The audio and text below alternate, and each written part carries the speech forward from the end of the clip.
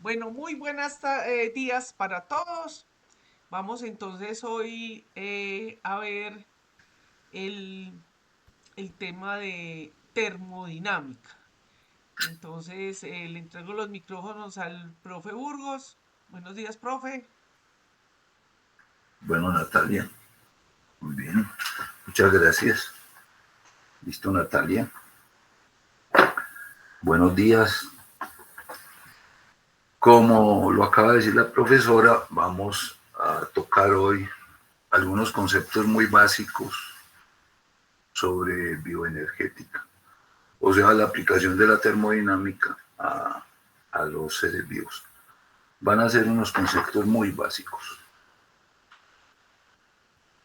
Cuando uno dice termodinámica, eso es una rama de la física, se encarga es de la energía. Las transformaciones energéticas, eso básicamente es lo que abarca la termodinámica. Cómo se transforman unas formas de energía en otras formas de energía. La termodinámica está basada en 4 leyes, que se llaman pues las 4 leyes de la termodinámica. Yo solamente voy a hablar de la primera y de la segunda, que son las que tienen pues como la aplicación más importante en este contexto en que estamos. Bueno, lo primero que hay que decir es, lo que hay que definir es qué es energía. Hay muchas definiciones de energía. Se define como la capacidad de realizar trabajo, eh, la capacidad de hacer cambios, etcétera. Hay muchas definiciones de energía. Pero yo creo que la que más se aplica es la que acabo de decir. Es la capacidad de efectuar cambios. Cuando un sistema físico o químico realiza un cambio, es porque alguna forma de energía entró a operar en ese cambio, o porque el sistema captó energía, o porque el sistema cedió energía. Es bueno mencionar ahí lo que se conoce como sistema. Sistema es un término que se utiliza con mucha frecuencia cuando se habla de termodinámica. ¿Por qué? Porque es que sistema, el concepto de sistema engloba el proceso que uno está estudiando.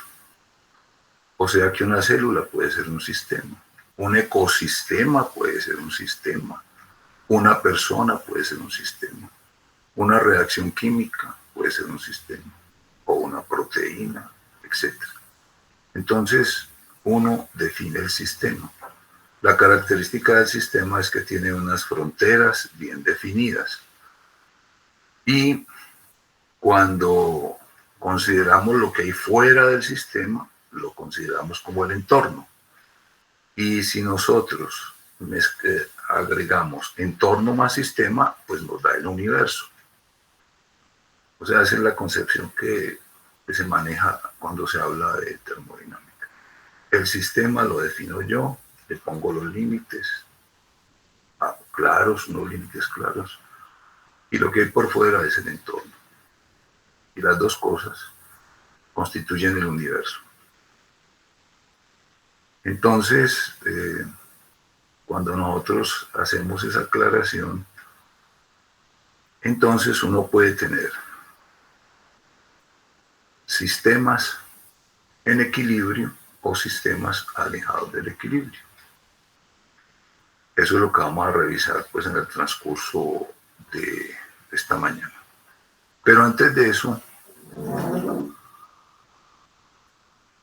la capacidad de generar cambios implica energía y lo que caracteriza a los sistemas vivos es esa capacidad de generar muchísimos cambios simultáneamente.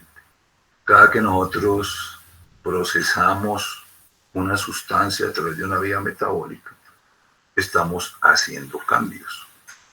Cuando nosotros generamos gradientes de concentración, estamos generando cambios. Cuando transportamos moléculas a través de membrana, estamos generando cambios. cambios. Cuando sintetizamos polisacáridos o moléculas complejas, o ácidos nucleicos o proteínas, estamos generando cambios. ¿Qué quiere decir eso? Que el organismo tiene que tener un aporte permanente de energía. Porque la primera ley de la termodinámica dice, la energía del universo es constante. No se puede crear ni destruir energía. Podemos convertir unas formas de energía en otras formas de energía, pero no se puede desaparecer la energía, porque la primera ley estipula eso. La energía es constante. Si la energía es constante y nosotros somos sistemas que requerimos energía permanentemente, pues la única explicación es que esa energía la tenemos que coger pues del entorno. Si nosotros como sistemas no tenemos la capacidad de generar energía de la nada, como dice la primera ley, la tenemos que coger de alguna parte. Por eso los sistemas vivos obtienen la energía que requieren para mantener su orden interno, su organización interna del entorno. ¿Qué quiere decir eso? Que los sistemas vivos tienen que ser abiertos al entorno, abiertos al entorno. Tenemos que estar permanentemente conectados con el entorno. Tenemos que tener apertura al entorno, porque el entorno es el que aporta materia y energía para sostener el orden interno. Y a su vez, los desechos, porque producimos desechos, tanto energéticos como de materia, los tenemos que descargar al entorno. Entonces, una primera condición es que los sistemas vivos tienen que ser sistemas abiertos al entorno. El sistema no se puede aislar del entorno porque se colapsa como sistema ordenado. Eso es lo que vamos a revisar hoy.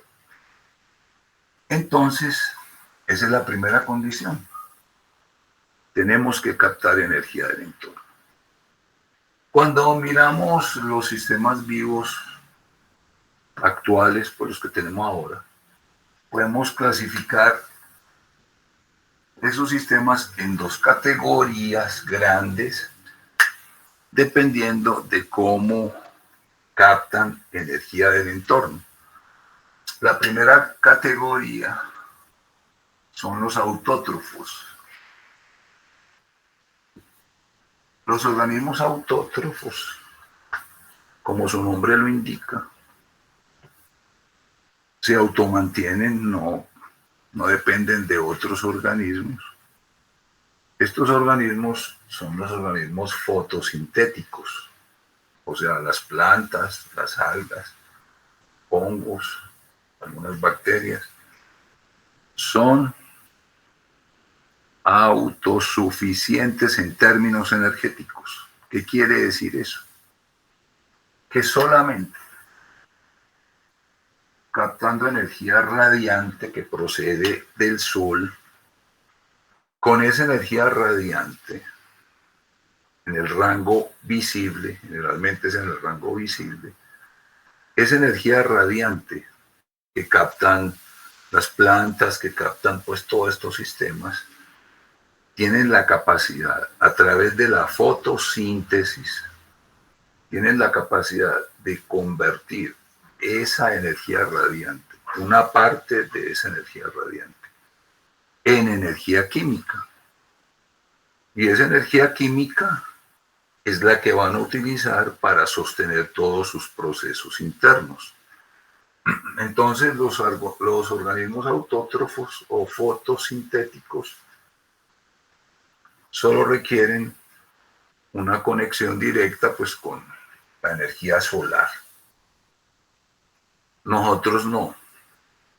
Muchos animales, pues la mayoría de los animales, prácticamente todos, pertenecemos a otra categoría. Somos heterótrofos.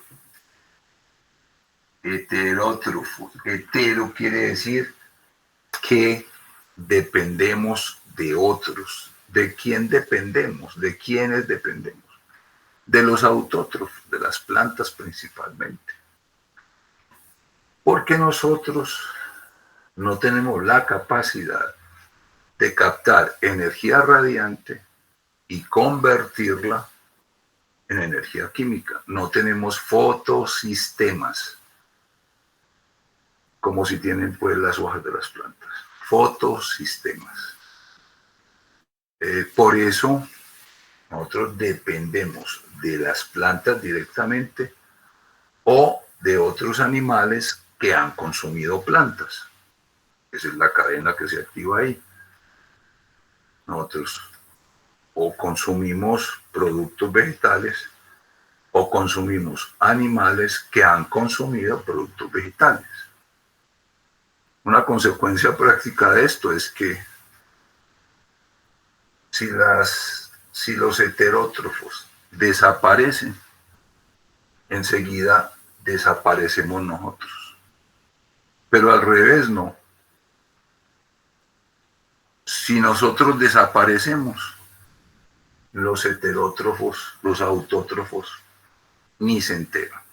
O sea que nosotros estamos condenados a depender de los autótrofos en términos energéticos. Si nosotros desaparecemos, no pasa nada con esta comunidad de seres autótrofos. En cambio, si ellos desaparecen, nosotros desaparecemos después. Entonces, ¿en qué forma captamos la energía? La energía la captamos en forma de moléculas que se catalogan como moléculas combustibles. Y cuando hablamos de moléculas combustibles, estamos hablando de carbohidratos, o sea, de monosacáridos. Los monosacáridos, glucosa, galactosa, manosa, fructosa, etc., constituyen una fuente de energía potencial para nosotros. 1 gramo de estos compuestos le aporta al organismo 4 kilocalorías de energía potencial. Pongámosla como energía potencial. Los lípidos, y cuando hablamos de lípidos, no es de todos los lípidos, no.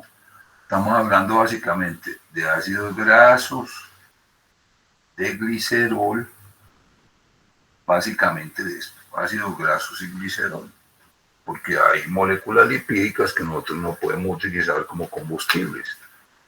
Nosotros no podemos utilizar un esfingolípido como combustible, no podemos utilizar el colesterol como combustible. Básicamente son estos que aportan 9 kilocalorías de energía potencial. Y el tercer grupo son las proteínas, pero básicamente es que son los aminoácidos que son los constituyentes de las proteínas. Cuando las proteínas entran, tienen que digerirse y convertirse en aminoácidos, y los aminoácidos son una fuente potencial de energía química, porque 1 gramo de aminoácido puede aportar 4 kilocalorías de energía potencial. Entonces, estas son las sustancias que aportan energía que el organismo puede utilizar para desarrollar sus procesos biológicos. Observen que aquí no están las vitaminas. Mucha gente cree que las vitaminas aportan energía y que por eso engordan. No, las vitaminas no aportan energía utilizables. Son importantes, por lo que revisamos hace rato ya, para desplegar pues todo el metabolismo. Tampoco está el agua. El agua no aporta energía química. El agua es indispensable como solvente. Ya lo revisamos alguna vez. Tampoco están aquí los nucleótidos. Los nucleótidos no aportan energía. O sea, estos son básicamente los combustibles. Los monosacáridos, los ácidos grasos, el glicerol, los aminoácidos. Esos son los que aportan energía. Entonces, cuando uno quiere calcular cuál es el ingreso calórico en un día cualquiera, uno tiene que sumar cuántos gramos de carbohidratos se consume, cuántos gramos de lípidos, cuántos gramos de proteínas. Eso nos da la entrada, o sea, la ingesta calórica aproximada. Eso es lo que entra como energía potencial. La pregunta es, ¿en qué nos gastamos esa energía?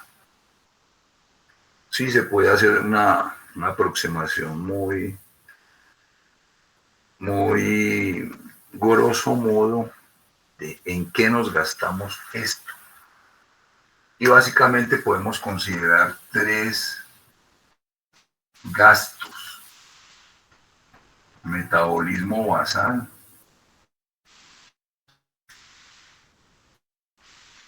termogénesis por alimento y actividad física.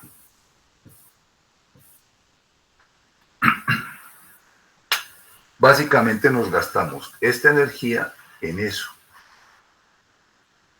El metabolismo basal es toda la energía que el organismo gasta en completo reposo, en estado de alerta. Si yo estoy despierto, pero en completo reposo físico, emocional, en completo reposo, esa energía se llama metabolismo basal y es la energía que el organismo tiene que gastar para mantener sus funciones básicas, o sea, para mantener el sistema nervioso, el sistema cardiovascular, el sistema respiratorio, el sistema digestivo, el sistema genitourinario, etcétera, etcétera. Para mantener todos los sistemas funcionando. El metabolismo basal, lo llama metabolismo basal, porque es lo básico para que uno esté vivo. El metabolismo basal, entonces, garantiza que el organismo funcione, así usted esté en completo reposo. Eso es lo que garantiza. ¿De dónde sale esa energía? Pues tiene que salir de alguna parte. Si usted está consumiendo alimentos, pues de ahí sale. Si usted está en ayuno, sale de los depósitos.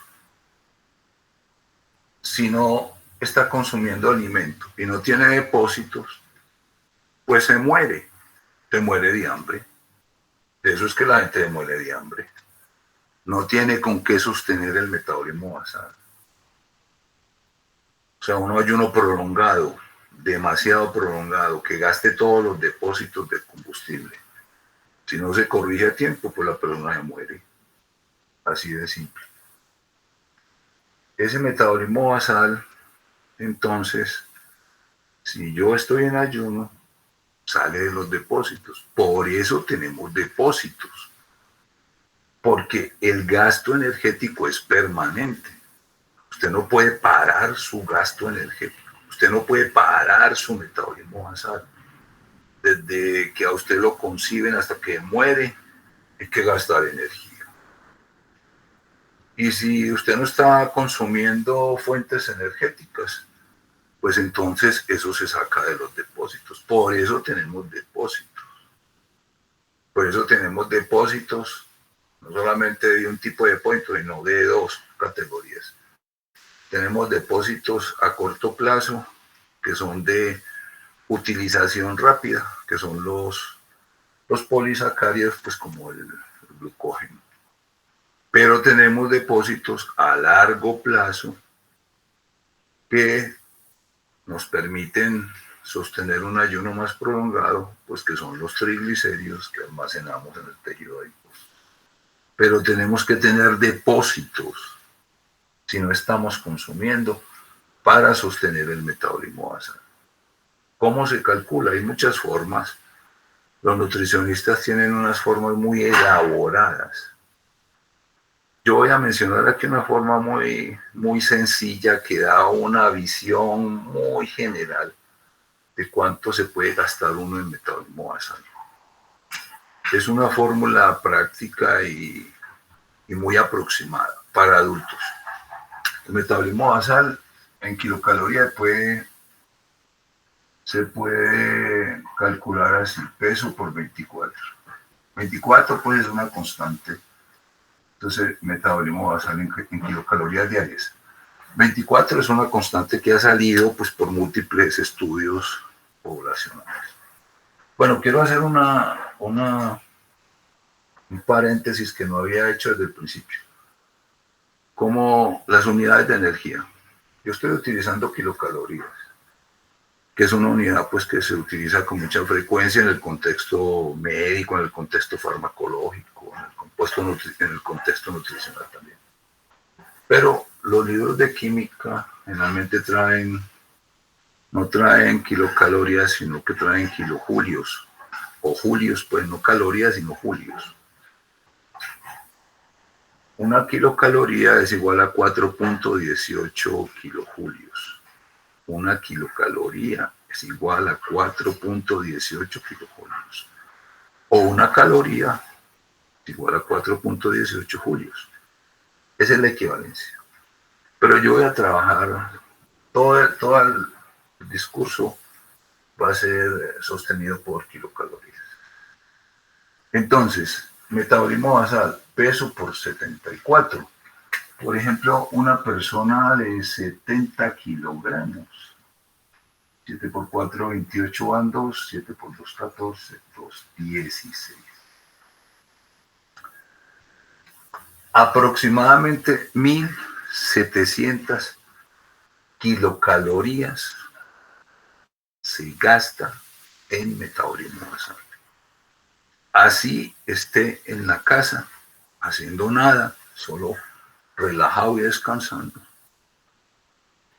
tiene que sacar de sus reservas, si no está consumiendo alimento, tiene que sacar aproximadamente 1.700 kilocalorías diarias para sostener el funcionamiento normal del organismo.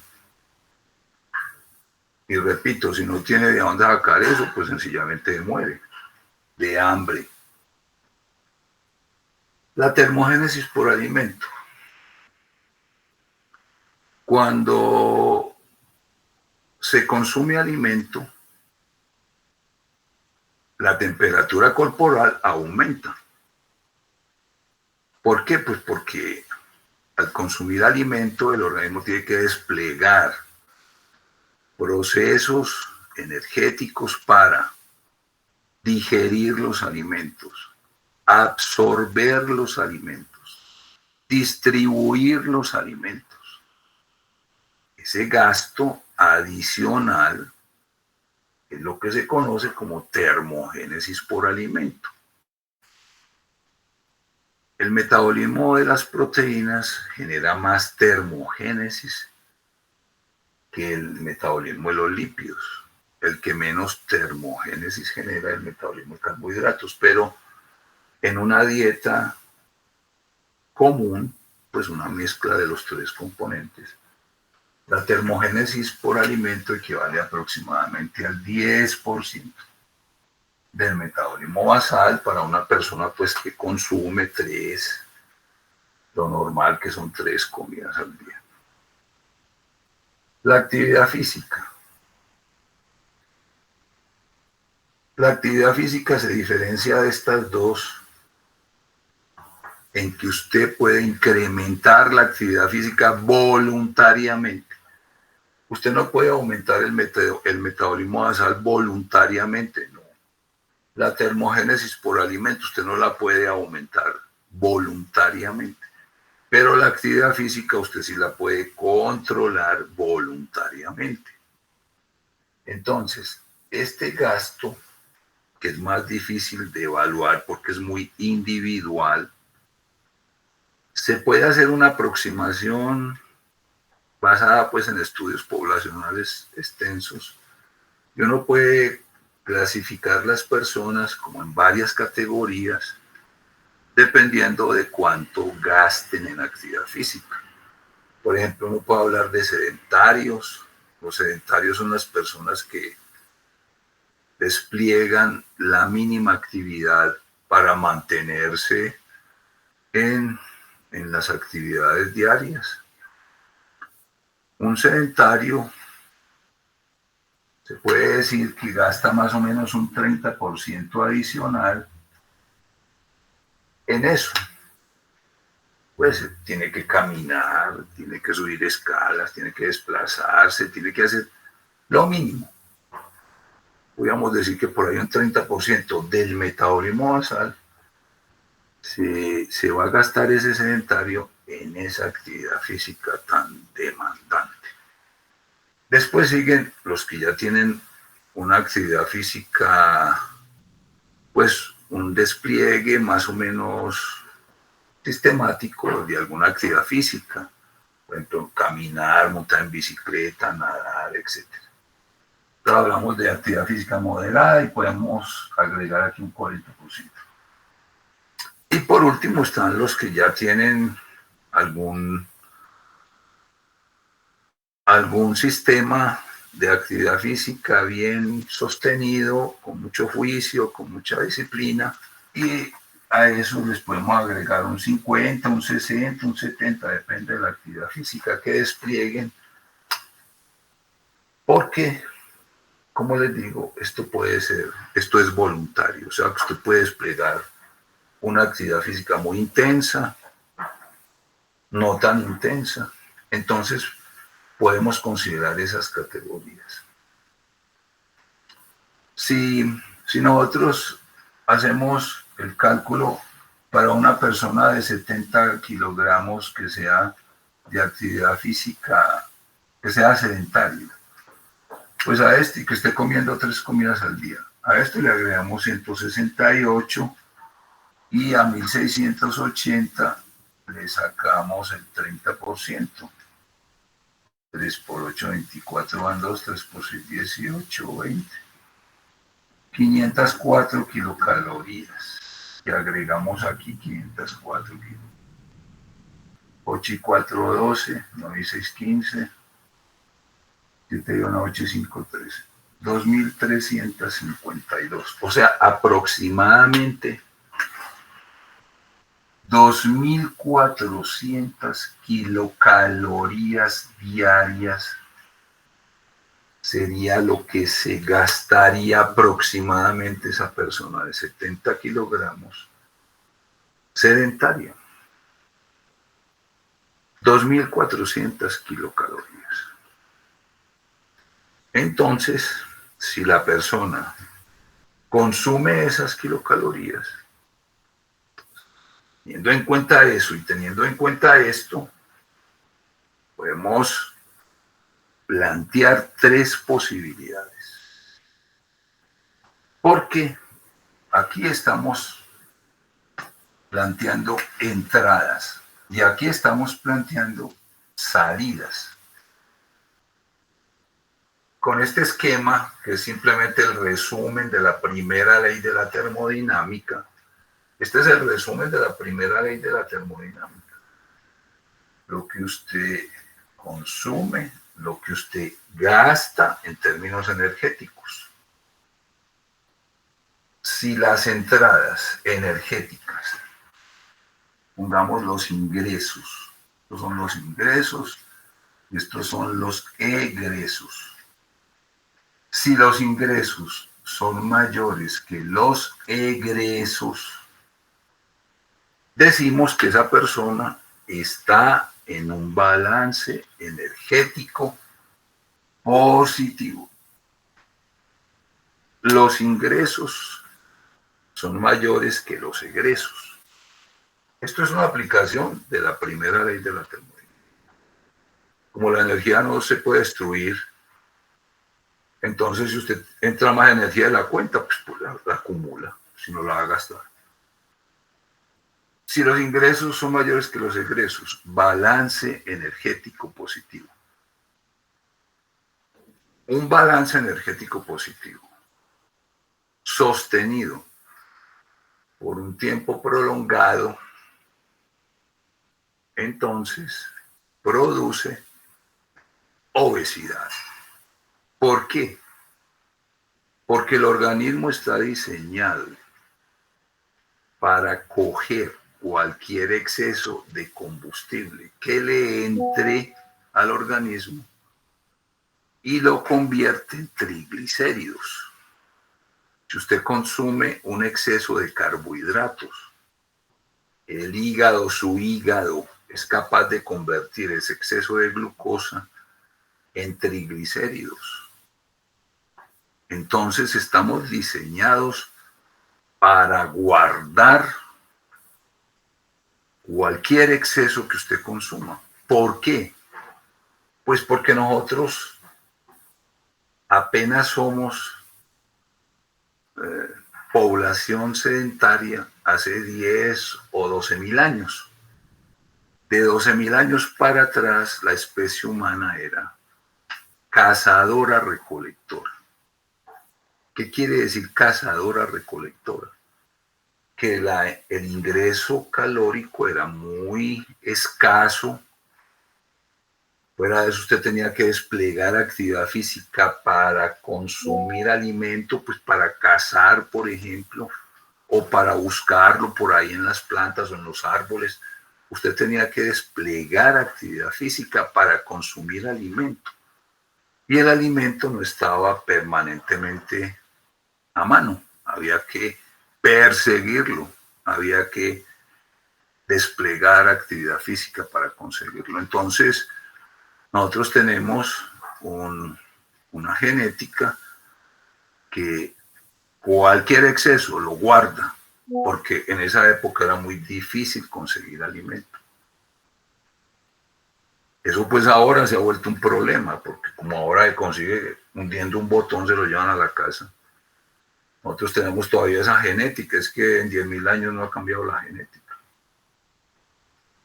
Entonces, esa es la cosa. Cualquier exceso de combustible, si usted sostiene un balance energético positivo por mucho tiempo, acumula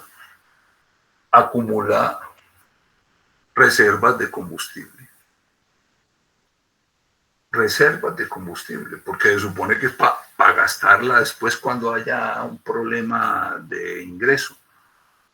Pues que ahora el asunto ha cambiado mucho pues con el estilo de vida que tenemos ahora. Pero eso era muy importante para la supervivencia hace 12.000, 15.000 años, que usted pudiera guardar cualquier exceso porque la hambruna venía después. Bueno, balance energético positivo. 7.600 kilocalorías adicionales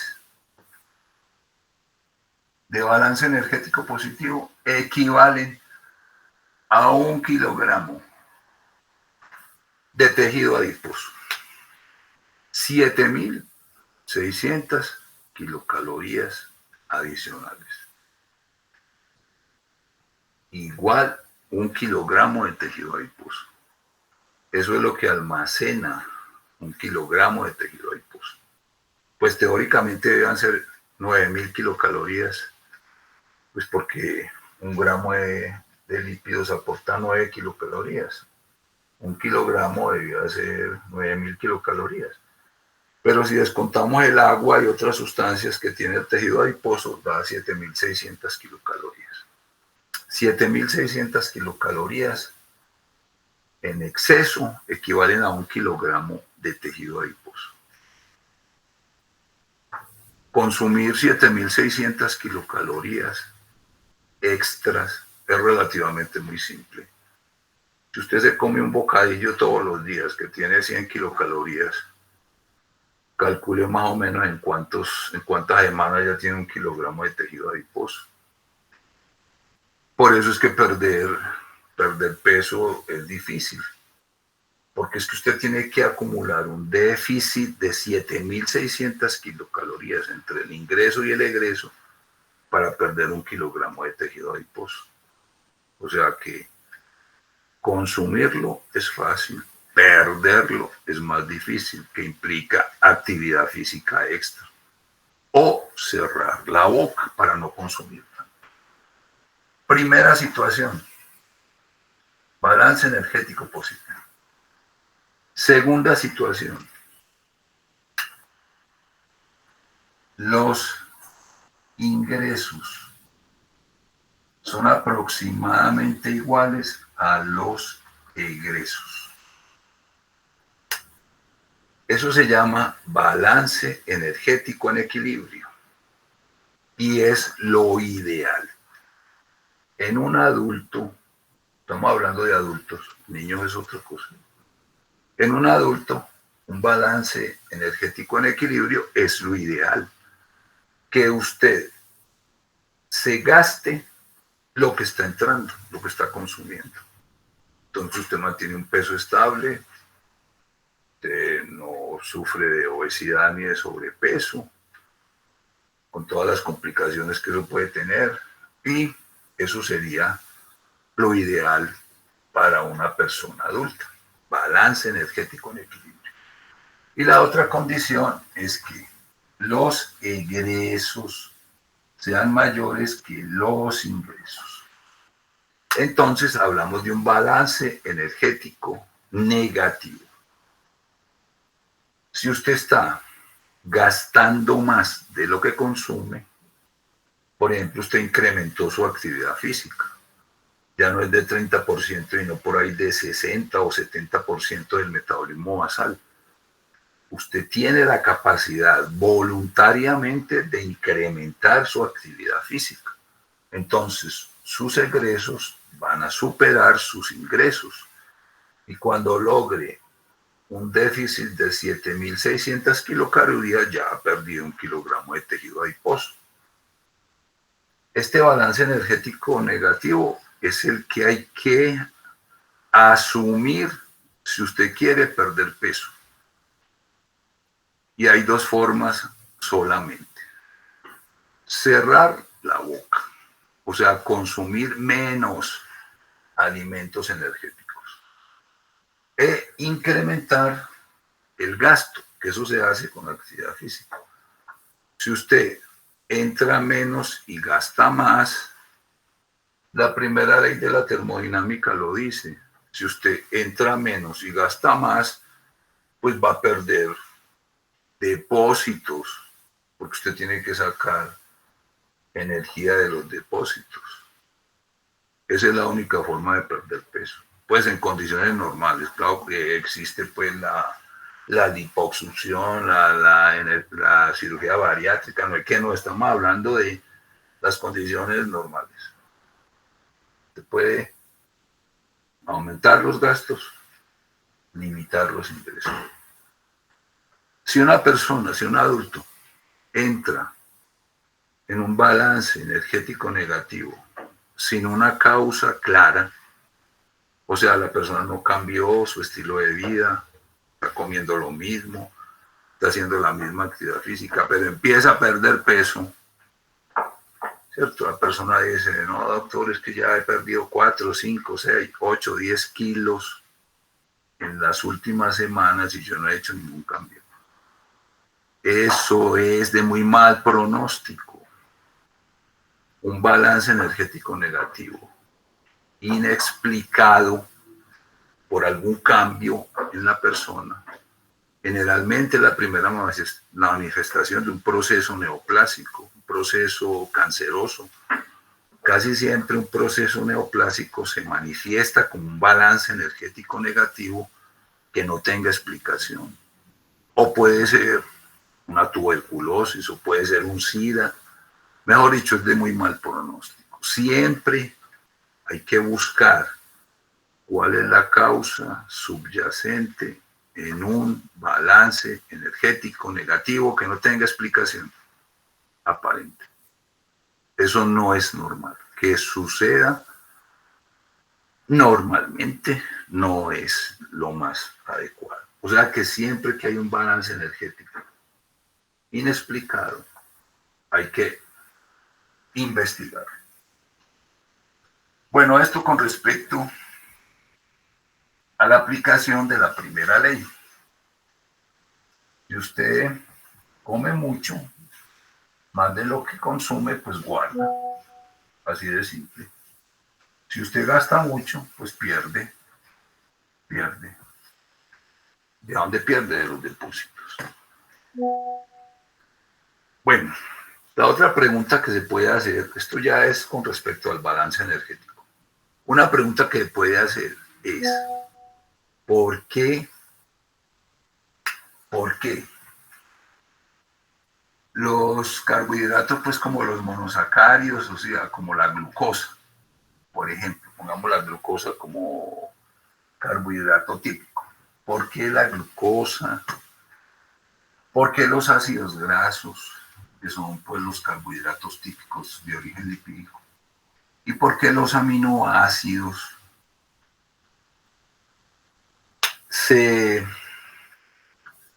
presentan con la categoría de combustibles metabólicos? Combustibles metabólicos. ¿Y por qué las otras sustancias no? ¿Cuál es la razón química que hay detrás de eso? Existe una razón. La razón química es que estas sustancias tienen una relación hidrógeno-carbono mayor que 1. Esa es la razón química. Estos combustibles presentan una forma de carbono que es rica en enlaces carbono-hidrógeno. O sea, tienen más hidrógeno que carbono en sus enlaces, en sus estructuras. Es una forma de carbono hidrogenada. El carbono hidrogenado, que es el que presentan estas sustancias, tiene una característica química muy importante. Cuando el carbono está muy hidrogenado, adquiere unas características, y es que se convierte en un agente reductor, en un buen agente reductor. O sea, estas sustancias son excelentes agentes reductores. Mientras más hidrogenado sea el carbono, mejor agente reductor es. Por eso los ácidos grasos aportan 9 kilocalorías por gramo, porque un ácido graso es rico en estos enlaces tipo CH, o sea, un ácido graso son un poco de enlaces tipo CH y solamente aquí en un extremo tiene 2 oxígenos, el resto son hidrógenos y carbono. En cambio, una glucosa por cada carbono tiene 2 hidrógenos, pero tiene un oxígeno. Si se incrementan los oxígenos en un compuesto del carbono, eso disminuye su poder reductor. Entonces, una forma de aumentar el poder reductor es aumentar los carbonos en el compuesto o disminuir los oxígenos. Un carbono hidrogenado, entonces, se comporta como un excelente agente reductor. ¿Y qué hacen los agentes reductores? Ceden electrones con relativa facilidad. Entonces, estas son sustancias que ceden electrones. Y la naturaleza ha utilizado esta capacidad porque simultáneamente nosotros ingresamos a través de la respiración el oxígeno molecular. El oxígeno molecular que estamos respirando todo el tiempo, que lo tenemos que entrar a los pulmones, que lo montamos en la hemoglobina, que lo paseamos por todo el organismo y lo vamos distribuyendo a las células. El oxígeno molecular, O2, es todo lo contrario, es un excelente agente oxidante. Entonces, la naturaleza utiliza eso para liberar energía química. Si usted pone en contacto un agente reductor con un agente oxidante, pues lógicamente ocurre una transferencia de electrones entre los dos y eso libera una gran cantidad de energía química. Y eso es lo que ocurre normalmente, eso es una oxidación de combustibles. La oxidación de combustibles consiste en que durante el proceso al carbono se le quitan los hidrógenos y se le meten oxígenos. Pero lo más interesante es que eso es liberador de energía. Y esa energía que se libera en el proceso es la energía que nosotros podemos utilizar para sostener la organización biológica. Esta energía que se libera se llama energía de combustión y equivale a los 4 kilocalorías por mol, a los 9 kilocalorías por mol y a los 4 kilocalorías por mol que les mencioné al principio. Cuando esa energía de combustión se mide manteniendo el volumen y la presión constante, esas son las condiciones dentro del organismo, presión y volumen constante, esa energía de combustión tiene un nombre propio, se llama entalpía y se simboliza por H mayúscula. Entonces, la entalpía de la glucosa, por ejemplo, un gramo de glucosa libera una entalpía de 4 kilocalorías cuando se oxida en presencia de oxígeno. Esa cantidad de energía es independiente de la forma en que se haga la reacción. O sea, si usted coge leña, que leña es celulosa, que es una forma de glucosa, y usted la mete en una chimenea, en presencia pues de aire, va a liberar energía, o sea, la entalpía, 4 kilocalorías por gramo. En ese caso, toda la entalpía se libera como energía calórica. Bueno, también hay algo de energía lumínica porque uno la ve. Energía calórica, pues por eso es que uno se arrima a la chimenea para que lo caliente. Porque esas 4 kilocalorías están transformándose todas en energía calórica. Si esto ocurre dentro de una célula, no puede ser de esa manera, porque esa energía aumentaría la temperatura y eso sería incompatible pues con la organización biológica. Adicionalmente, hay otro factor. Cuando nosotros oxidamos un gramo de carbohidratos en el interior del organismo, se están liberando las mismas 4 kilocalorías. Pero el organismo ha diseñado una estructura que es capaz de captar una forma de esa entalpía y convertirla en un tipo de energía que se llama energía libre o energía útil. Porque nosotros no podemos utilizar la energía calórica. ¿Por qué no podemos utilizar energía calórica?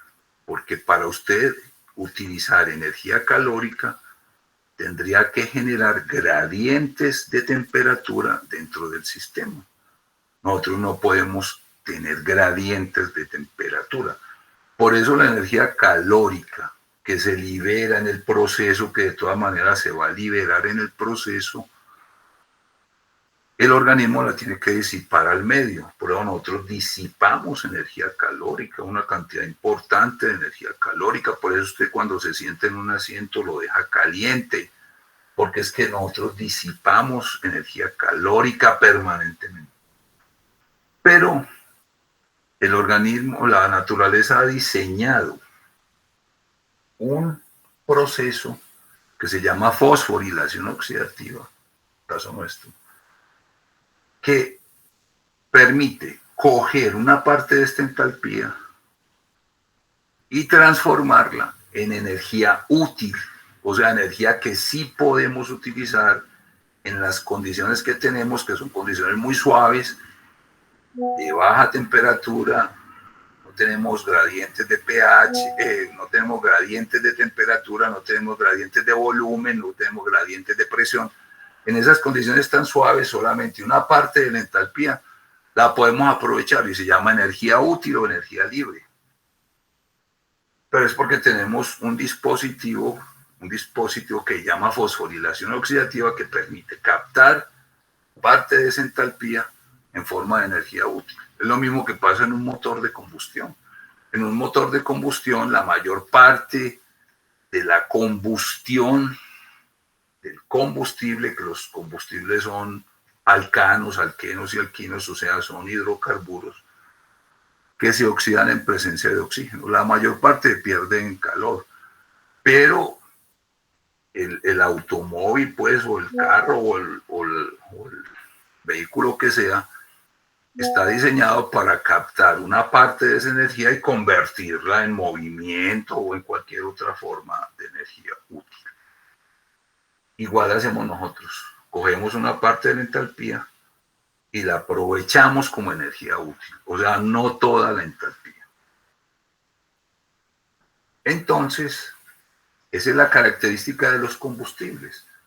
Los combustibles son agentes reductores que se están oxidando continuamente dentro de la célula para liberar entalpía.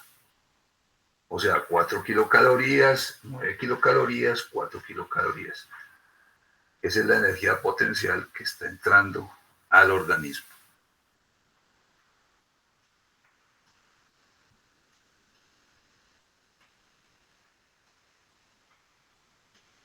Hasta ahora solamente he mencionado la primera ley de la termodinámica, pero nosotros también tenemos que cumplir con la segunda ley de la termodinámica. La segunda ley de la termodinámica es una ley que postula un parámetro que se llama entropía. Entropía. Que se simboliza con S mayúscula. La segunda ley de la termodinámica se puede enunciar de muchas formas. La forma más corta posible es que la entropía del universo cada día se aumenta más. O sea, la entropía del universo tiende a maximizarse a medida que el universo evoluciona. O sea, la entropía del universo aumenta. Si uno quiere enunciar las dos leyes que he mencionado hasta ahora, uno puede decir, la energía del universo es constante, pero la entropía aumenta. Esa es una forma de condensar las dos leyes. La energía del universo es constante, pero la entropía aumenta cada vez más. Pues esa entropía se puede relacionar de una manera pues más práctica, se puede relacionar con desorden. Es una forma de hablar de entropía. Uno puede decir que si un sistema está desordenado al máximo, es un sistema que ha alcanzado la máxima entropía. En cambio, un sistema que esté ordenado quiere decir que todavía no tiene la máxima entropía. O sea que el orden se asocia con todo lo contrario de entropía. Algunos autores hablan de negentropía, como entropía negativa. Cuando un sistema está ordenado, tiene algún grado de orden, quiere decir que todavía no tiene la máxima entropía. Cuando un sistema alcanza la máxima entropía, decimos que el sistema alcanzó el equilibrio termodinámico. ¿Qué quiere decir eso? Que un sistema en equilibrio termodinámico no tiene en su interior gradientes, ni gradientes de temperatura, ni gradientes de presión, no tiene gradientes de concentración, o sea, es un sistema totalmente homogéneo, sin gradientes de ningún tipo. Eso es un sistema en equilibrio termodinámico que equivale a un sistema en su máxima entropía. Por ejemplo, un gas. Un gas tiene más entropía que un líquido. Un líquido tiene más entropía que un sólido, por el orden que maneja pues el sólido. Y lo mismo en un sistema que presente pues evolución, uno puede hablar de estados de mayor entropía, estados de menor entropía. Por ejemplo, si uno tiene una membrana y tiene una concentración de una sustancia cualquiera que pueda atravesar la membrana, si las concentraciones dentro y fuera de la membrana son iguales, uno dice que ese sistema está en equilibrio termodinámico, está en equilibrio. ¿Por qué? Porque las concentraciones son iguales a ambos lados de la membrana. Si usted quiere concentrar esta sustancia a un lado de la membrana con respecto al otro lado de la membrana, esto ya genera un gradiente. Y ese gradiente no se genera espontáneamente, no. Hay que suministrar energía para que usted aleje el sistema del equilibrio. Aquí, cuando usted genera un gradiente a través de una membrana, está generando un alejamiento del equilibrio, porque este es el equilibrio. Usted está aquí alejando el sistema del equilibrio y tiene que poner energía para sostener esto. Entonces, los sistemas espontáneamente tienden a alcanzar la máxima entropía. Pero, aquí viene un pero muy importante, la organización biológica es un estado de mínima entropía. O sea, nosotros tenemos que mantener un orden interno permanentemente mientras estemos vivos. Si usted mantiene el orden interno, su organismo está funcionando adecuadamente. Pero ¿qué implica un orden interno?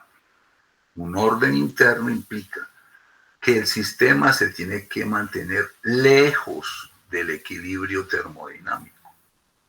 O sea, la vida se puede concebir como una lucha continua contra la tendencia a la entropía. Nosotros todo el tiempo estamos batallando contra la entropía, porque el sistema, si se abandona, indefectiblemente alcanza su máxima entropía. No importa que se demore horas, minutos, años, siglos. La segunda ley se aplica. Un sistema ordenado que se mantenga en el tiempo es porque se está invirtiendo energía para mantenerlo lejos del equilibrio termodinámico. Ahí estamos nosotros.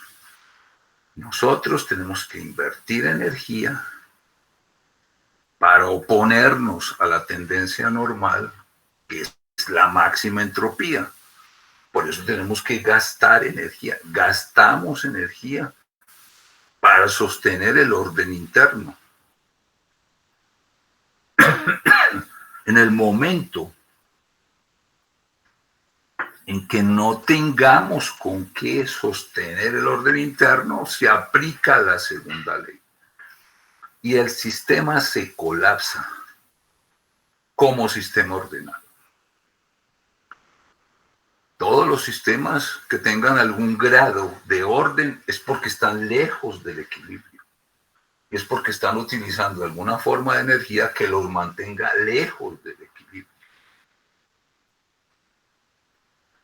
En el momento en que, mejor dicho, es que mantenerse lejos del equilibrio es como cuando usted estira un resorte. Cuando usted estira un resorte, el resorte se mantiene estirado si usted aplica alguna forma de energía, pero si usted suelta el resorte espontáneamente alcanza su estado inicial.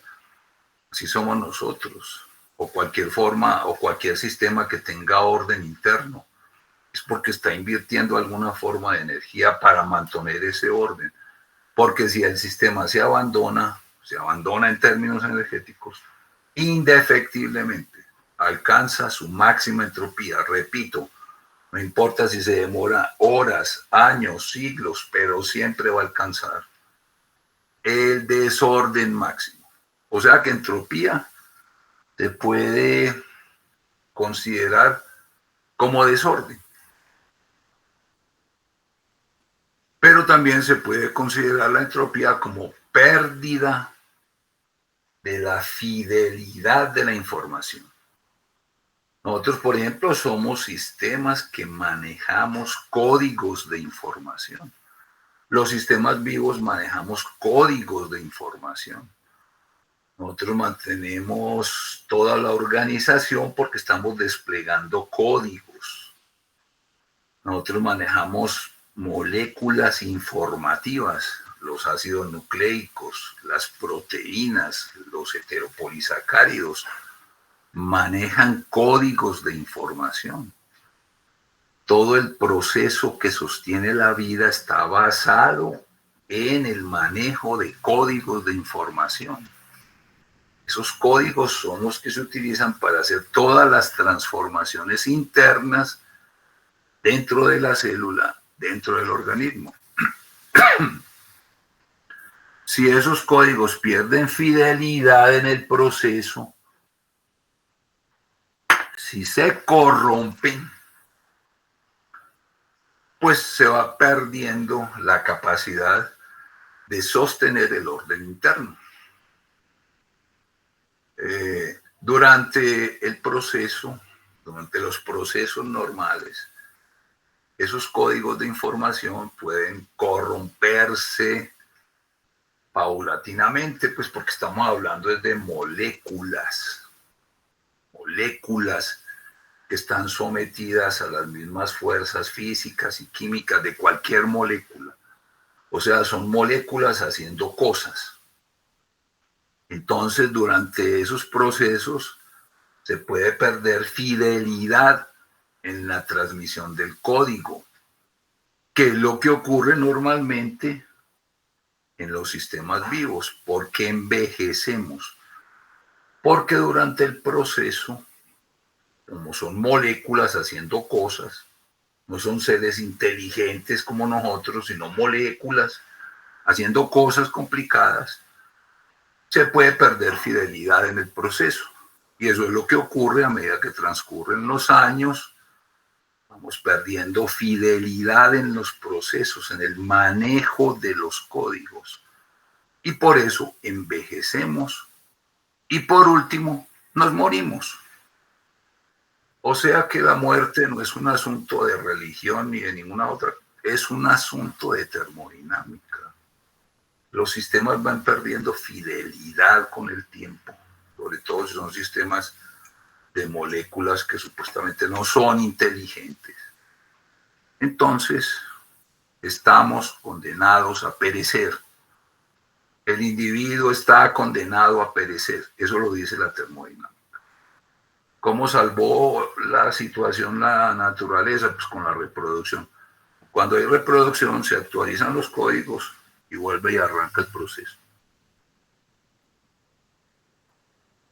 Pero el individuo está condenado a perecer. Profe. O sea que la muerte es un asunto de termodinámica. Natalia, ¿qué? Diga. No, maravilloso todas esas palabras que usted está diciendo.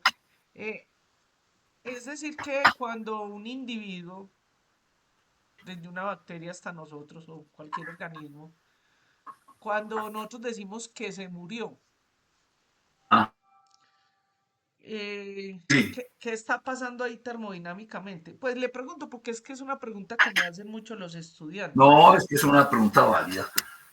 O Pues sea, qué ¿qué quiere pena. decir? Y no, Que si, yo no quiero responder porque sino que eso está tan bueno lo que usted dice. no, pero esa Aquí pregunta no me es está válida. preguntando, pero yo le transfiero esa pregunta muy frecuente en los cursos con los estudiantes, de los Eh, es, estudiantes. una, es una pregunta válida, Natalia. O sea, para sostener el orden interno, nuestro orden interno, hay que desplegar una serie de características muy complejas para que los sistemas puedan seguir funcionando. Esas características consumen energía porque nosotros manejamos muchos procesos celulares, sistémicos, que tienen que estar alejados del equilibrio para poder funcionar. Ahorita vamos a hablar más de eso. Entonces, para que el sistema funcione, todos esos procesos tienen que mantenerse lejos del equilibrio. Cuando por alguna razón o porque falla pues la traducción de los códigos, porque es que nosotros nos regimos por los códigos, el código genético, después el código para armar proteínas, el código de heteropolisacáridos en la membrana, etcétera. Si falla los códigos, entonces el proceso se va corrompiendo. Entonces se van acumulando errores que al final dan al traste con la organización interna. Entonces, cuando uno se muere,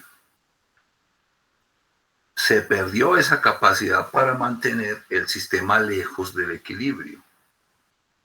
Lo que pasa es que cuando uno se muere, no se muere todo. Pues uno no se muere todo. De hecho, a uno le pueden sacar órganos que todavía sirven. Por eso hay que clasificar dentro del sistema ciertos procesos que son, digamos, más vitales que otros. O sea, más vitales es una redundancia. Son vitales y otros no tanto. Entonces, dependiendo del proceso que se comprometa, pues uno se va a morir o no se va a morir. Pero de todas maneras, si una persona se muere de un infarto de miocardio, pues todavía le quedan muchas partes vivas, porque si usted saca los riñones, le funcionan, si usted saca la córnea, rápidamente le funciona. O sea, el desorden no se pierde totalmente en todo el sistema, sino que hay una clasificación de procesos, unos más vitales que otros. Yo no sé si eso quedó aclarado ahí, Natalia, no sé. Sí, profe. Natalia, Sí. el asunto es que se colapsa el orden. Sí, pero A ver, Diga, otra diga, diga, Natalia, diga, diga. Eh, no, pues otra pregunta que me han hecho. Ah, entonces, ¿qué sucede cuando se incinera la gente? Pues voy a decir una cosa chiquitica.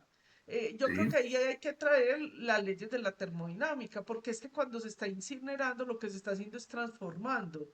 No es claro. que se elimine el individuo se transformó en los elementos, en carbono, el agua se evaporó, la grasa y todo eso se fue en la metodología que hacen para las incineraciones, pero no fue que la incineración desapareció el individuo. No, está muy bien planteado. O sea, nosotros somos combustibles muy buenos. ¿Por qué somos combustibles tan buenos?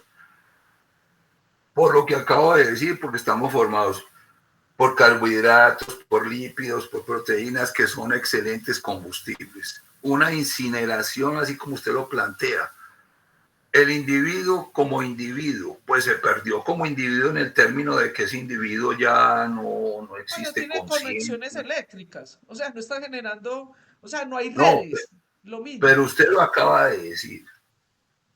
Toda esa materia se convirtió en energía, se convirtió en CO2 más agua y energía calórica, desapareció, porque es que nosotros seguimos siendo combustibles y hacemos combustión interna, pero es una combustión muy controlada. Eso es lo que vamos a revisar ahora. Nosotros sí hacemos combustión, claro. La misma combustión que se hace en una chimenea la hacemos nosotros adentro, pero es una combustión muy controlada, paso por paso. ¿Para qué? Para evitar cambios de temperatura y para poder liberar algo de energía útil para vivir. Pero usted lo plantea muy bien, y eso es lo que dice la segunda ley de la primera ley de la termodinámica. Si usted coge un sistema como un sistema vivo y usted lo incinera, le está metiendo oxígeno y todo el combustible se está convirtiendo en CO2 más agua y energía calórica. Ah, Y sí, los claro. elementos que quedaron ahí, ¿cierto? Claro, ahí Por ejemplo, quedan. si nosotros pudiéramos medir esa incineración, ahí habría hierro, carbono y quién sabe cuántos más elementos que Pues no claro, se consumió. todos los O sea, metales eso que no se no se desintegran. desaparece. No se desaparecen.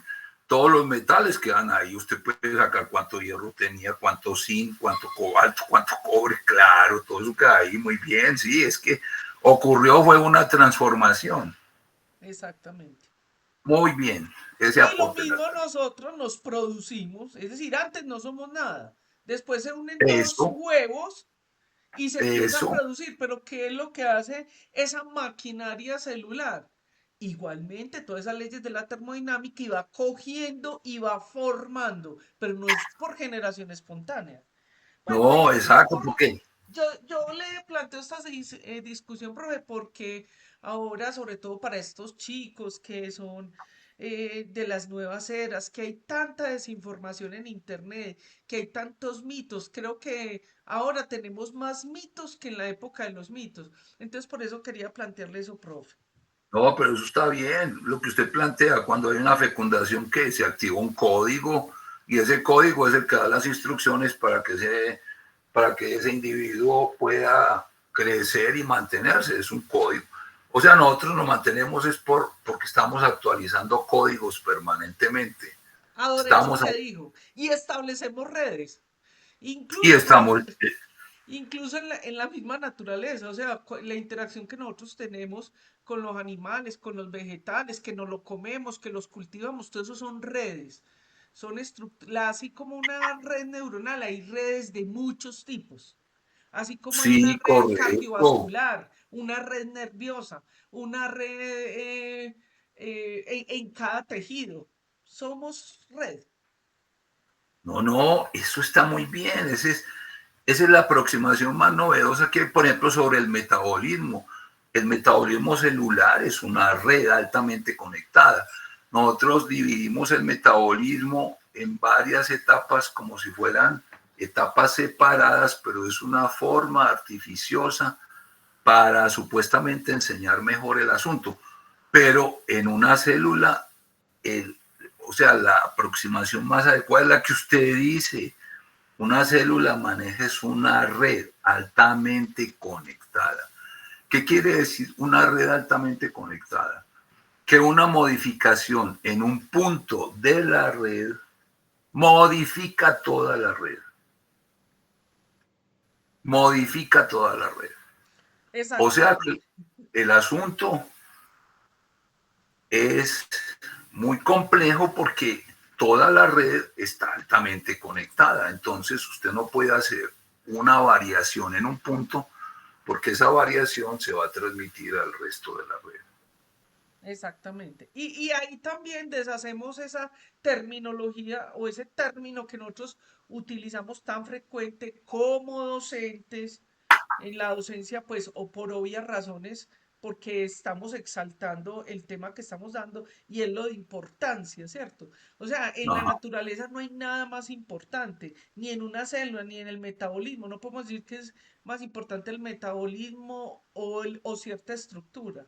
No, Sí, todo, cada uno cumple una función, así sea pequeñita, puede perturbar el sistema, ¿cierto? Por claro, eso exactamente. nosotros en esto de estructura, bioquímica estructural y metabólica, ¿qué está mostrando? Está mostrando la consecuencia de una serie de procesos, pero esos mismos procesos pueden afectar, por ejemplo, toda la infraestructura o toda la maquinaria, por ejemplo, toda la expresión génica. Es decir, no es aislado. El material genético sí es inerte y por eso podemos ver el DNA del mamut y eso, pero no podemos volver a ser un mamut.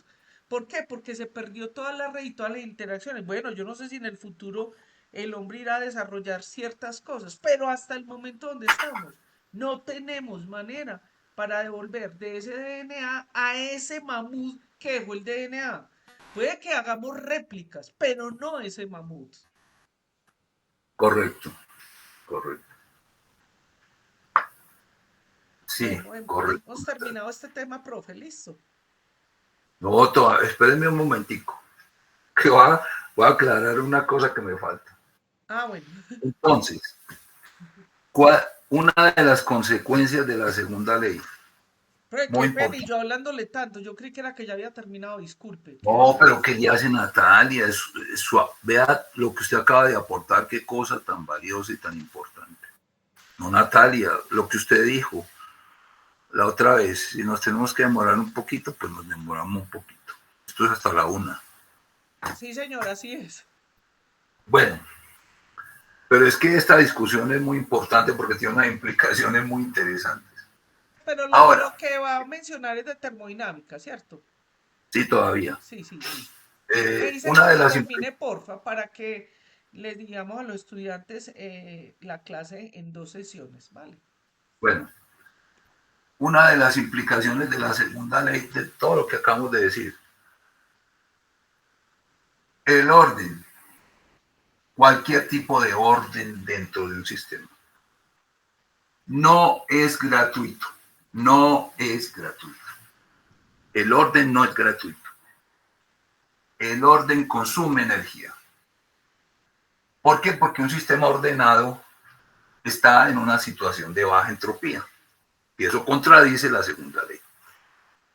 El desorden es gratuito.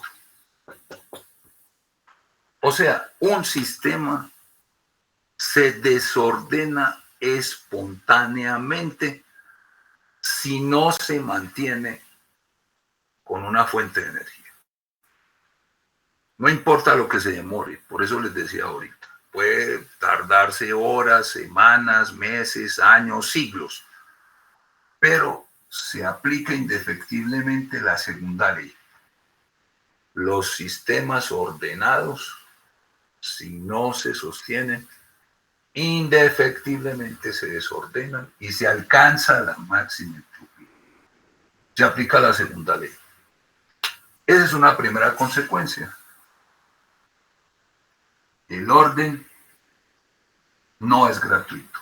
El desorden es gratuito. Y la tendencia natural es del orden pasar al desorden. Pero lo contrario no es posible, espontáneamente. el desorden no se transforma en orden espontáneamente. Entonces aquí aparece otro concepto que es el concepto de espontaneidad. Desde el punto de vista de la segunda ley de la termodinámica, pasar del orden al desorden es un proceso espontáneo. Usted no tiene que impulsarlo si quiere, el proceso, el sistema solo se desordena, así se demore lo que sea. Pero lo contrario no se cumple. Pasar del desorden al orden es un proceso no espontáneo que consume energía. Por eso lo que aplicaba, lo que decía ahora la profesora. Usted consume carbohidratos, usted consume lípidos, consume nucleótidos, bueno, consume vitaminas, consume minerales, todo eso. Usted consume todo eso. Es una mezcla que usted se la lleva a la boca, la lleva al tracto digestivo y absorbe todo eso. Pero eso hay que armarlo. Hay que armarlo en sus proteínas, en sus lípidos, en sus ácidos nucleicos, en sus membranas. Hay que armarlo. Bueno, armarlo consume energía. Si usted quiere sostener ese orden con eso que está comiendo, usted tiene que consumir energía para sostener ese orden. Otra de las consecuencias es que... Profe, ahí justamente como para hacerme entender en lo que dije, porque de pronto a veces nosotros creemos que los estudiantes como que les queda fácil entender eso. Lo que usted acaba de mencionar, si yo me como una zanahoria, una carne, un pescado, ¿cierto? El metabolismo transforma todo eso, utiliza lo que necesita, hace los desechos. Pero si Sí, cogiéramos toda esa energía y todos esos desechos, esa carne que nos comimos, no la podríamos hacer. O sea, no se puede devolver.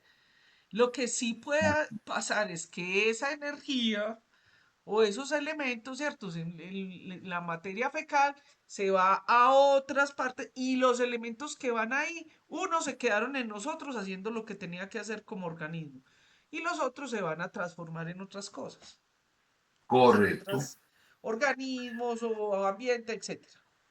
Correcto, correcto. Pero no se Pero volvió a ordenar. no, no, correcto. Si una bacteria coge eso, por ejemplo, coge lo que usted está botando por la materia fecal, le tiene que meter energía para ordenar la proteína de la bacteria, pero no espontáneamente. Bueno, la otra consecuencia es que la entalpía, o sea, la energía de combustión, que ya dijimos que era la energía que se liberaba a presión y temperatura constante, a presión y volumen constante, o sea, como es en el interior. No toda la entalpía la podemos utilizar porque durante el proceso tenemos que contribuir de alguna manera a la entropía del universo. O sea, nosotros nos mantenemos ordenados, pero de todas maneras tenemos que contribuir a la entropía del universo de acuerdo con la segunda ley. ¿Qué quiere decir eso? Que la entalpía, o sea, la energía de combustión, se puede concebir como que esté constituida por dos partes. Una útil, que yo he repetido más de una vez, que es la parte de la entalpía que nosotros no la podemos apropiar para impulsar procesos de orden. Energía útil, que también se llama energía libre, porque es la parte de la entalpía que se libera, o también se llama energía de Gibbs. Este es el apellido de un señor de Estados Unidos, un químico que fue uno de los primeros pues, que planteó esto de una manera sistemática y adecuada. Y se simboliza por G mayúscula. O sea que G mayúscula es una parte de la entalpía. ¿Qué parte de la entalpía? La que nosotros podemos utilizar para organizar los distintos procesos. Pero indefectiblemente hay una parte no útil que generamos y que disipamos al medio y de esa manera contribuimos a la entropía del universo. Esta energía no útil se simboliza, se calcula por la temperatura multiplicado por entropía. Temperatura por entropía nos da esa parte de la entalpía que nosotros disipamos al medio para contribuir con la entropía del universo. ¿Cómo sale esta energía no útil? Como calor, lo que les decía ahorita. Energía calórica. Nosotros, cuando estamos oxidando combustibles, nos quedamos con una, disipamos al medio como energía calórica. O sea que nosotros no podemos convertir toda la entalpía en energía útil. Sí podemos convertir toda la entalpía en energía calórica, sí. Eso está permitido. Es lo que pasa cuando usted mete leña en una chimenea. Toda la entalpía se convierte en calor. Pero nosotros tenemos un dispositivo que se ha logrado construir a partir de evolución de los sistemas vivos, se llama fosforilación oxidativa, que permite atrapar una parte de la entalpía como energía útil. Entonces, todavía no he terminado, Natalia, esta partecita, ya voy. Entonces. Tómese todo el tiempo que esto está bueno, maravillosamente bueno. Entonces, nosotros cogemos combustibles más oxígeno, oxidamos hasta CO2 más agua. Ese es el producto final. Combustible, que es un carbono reducido, más oxígeno produce CO2 más agua. Pero durante esta transformación se libera entalpía, o sea, energía de combustible. Ese es mejor dicho, esa es la estrategia que utiliza la naturaleza siempre. No importa qué tipo de combustible sea, inclusive no importa cuál es el agente reductor, cuál es el agente oxidante. Por ejemplo, hay unas bacterias por allá en esas fumarolas que se han descubierto en el fondo del océano. Utilizan unos agentes reductores y unos agentes oxidantes supremamente bizarros, pero funciona lo mismo porque es que es un agente oxidante y un agente reductor y punto. Pero nosotros somos así, combustible metabólico más oxígeno, CO2 más agua. Liberamos entalpía, pero esta entalpía no la podemos utilizar toda, sino una parte que se llama energía útil y otra parte que se llama energía no útil que disipamos al exterior. Nosotros nos quedamos es con esto. Y con esa parte es que sostenemos la organización biológica. Entonces, mientras que usted sostenga este esquema, combustible más oxígeno, CO2 más agua, etcétera, etcétera, entonces podemos persistir como sistema. Si usted por alguna razón bloquea esto en algún punto, por ejemplo, no suministra oxígeno o no come, entonces colapsa, porque de aquí es que baja el de vivir. La otra cosa es que esto no lo podemos hacer en un paso, como sucede, por ejemplo, en una chimenea, pues porque la cantidad de energía calórica que se libera es enorme y eso aumenta mucho la temperatura. Por eso, esta oxidación que nosotros hacemos en la célula involucra muchísimos pasos, muchas vías metabólicas hay, desde aquí hasta aquí. ¿Para qué? Para lograr regular el proceso, para evitar cambios bruscos de temperatura, para poder controlar el proceso. Pero en términos generales, todas las que las vamos a revisar enseguida, todas las vías metabólicas que permiten oxidar combustibles hasta CO2 más agua y liberar energía, todas esas vías se llaman genéricamente catabolismo celular. Eso viene pues de un término griego que quiere decir rodar cuesta abajo. Los procesos que liberan la energía, oxidan los combustibles y liberan la energía, los agrupamos todos con un término genérico que es catabolismo celular. Entonces, el catabolismo celular es el que oxida los combustibles y libera la entalpía.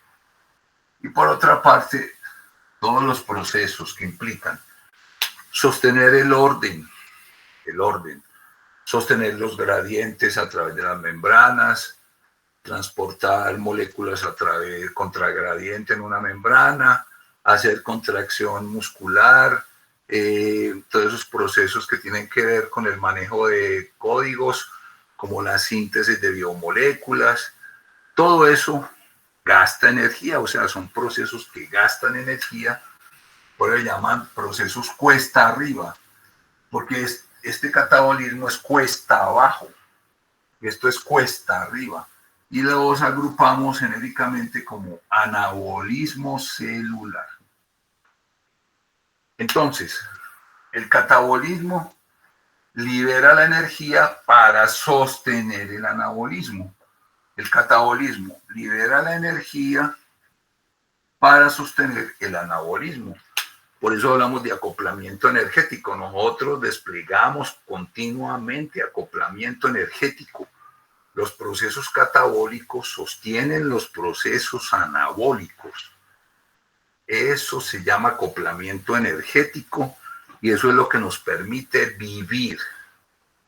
Si no tuviéramos catabolismo, no podríamos hacer anabolismo, porque el anabolismo consume, porque el anabolismo es meter orden dentro del sistema, meter organización, meter orden, y por eso consume energía. El catabolismo sostiene el anabolismo. Existe una terminología en termodinámica, es que los procesos cuesta abajo, como cuesta abajo es que se impulsan y siguen solos. Usted prende una chimenea, mete la leña y no tiene que hacer nada más. Esos procesos cuesta abajo se llaman exergónicos. O sea que el catabolismo es un proceso exergónico. En cambio, el anabolismo es un proceso endergónico. O sea que consume energía. Ahora, este acoplamiento no es directo, porque si fuera directo sería muy poco eficiente, no hay forma de regular un proceso de estos si fuera directo. Por eso aquí se interpone un sistema que se llama el sistema de los nucleótidos de adenina, o sea, ATP-ADP. Este sistema se interpone ahí. ¿Qué quiere decir eso que se interpone? Que con la energía del catabolismo sintetizamos ATP.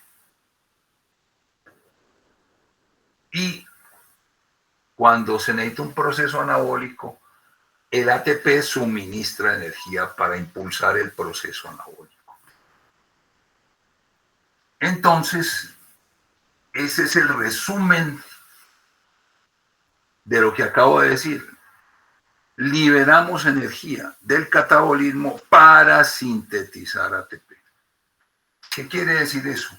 Que nosotros, el ATP, pues la molécula de ATP, que es un nucleótido, aquí tiene una adenina, aquí tiene una ribosa, en este de carbono 5', ¿cierto? Tiene 3 fosfatos en línea, 3 fosfatos en línea. Estos dos últimos enlaces, que son enlaces fosfanhídridos, son enlaces que tienen la capacidad de liberar mucha energía cuando se hidrolizan. Entonces, esto es el ATP. Una célula puede coger AMP más fosfato y sintetizar ADP. Y después puede coger ADP más fosfato y sintetizar ATP. Meter estos fosfatos dentro del nucleótido consume energía. Esa energía es la que sale del catabolismo. La energía que sale del catabolismo se invierte para meter estos fosfatos en la molécula, en este nucleótido. Cuando esos fosfatos se meten en este nucleótido, el organismo tiene que aportar energía. Y una cantidad importante. más o menos unas 14 kilocalorías por mol. Más o menos unos 14 kilocalorías por mol hay que meter del catabolismo para poder sintetizar la molécula de ATP. O sea que es una cantidad importante. Nosotros nos gastamos la energía libre, es para eso, para sintetizar ATP, para meter estos dos fosfatos ahí, y hay que meterle mucha energía. ¿Y cuál es la ganancia? Que si el organismo va a necesitar energía, por ejemplo, para impulsar una síntesis de proteína, que gaste energía, entonces saca la energía de ahí. Hidroliza este fosfato y se libera esa energía. O hidroliza este fosfato y se libera esa energía. Entonces, los procesos cuesta arriba consumen ATP. ¿Qué quiere decir que consumen ATP? Que lo hidrolizan y lo convierten en ADP o hasta AMP. Eso quiere decir consumir ATP. Consumir ATP es hidrolizar estos fosfatos, soltar esa energía y meter la energía a un proceso cuesta arriba. O sea que en resumen, todo el catabolismo está diseñado, casi todo el catabolismo está diseñado para sintetizar ATP. Y esos últimos fosfatos, cuando se hidrolizan, liberan energía que el organismo puede utilizar. Ahora se acabe, Natalia, aparte. Bueno, Natalia, profe, muchísimas gracias. Bueno, voy a parar el video. Gracias.